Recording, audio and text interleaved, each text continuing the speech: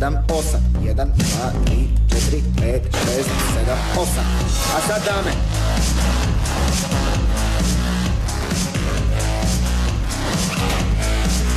Morate osjetiti ritam. Imati stav.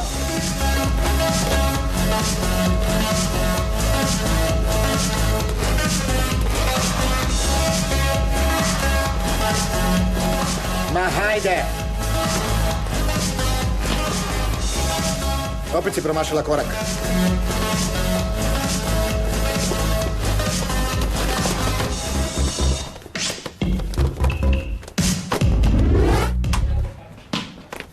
Ne, ne i ne. Ovo izgleda kao sad za početnike. Jeste li zaboravili koliko je ovaj studio značajan? Idemo, otiđite. Uz ovakav stav ne morate se više ni vraćati. To je trošenje vremena i za vas i za mene. Pogotovo za mene. Branko, stoj! Moram kratko razgovarati s tobom.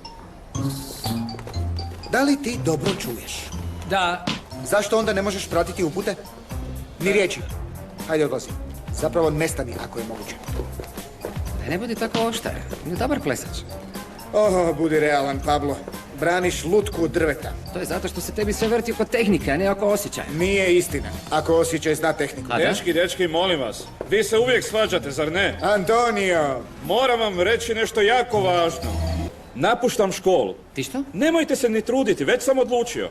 Dok sam ovdje, unutar ova 4 zida, ne mogu raditi ono što zbilja želim. Tražiti nove talente i propuštam prilike koje iz toga mogu proizaći. Iako znam da je ovdje div. Naravno, razumijemo.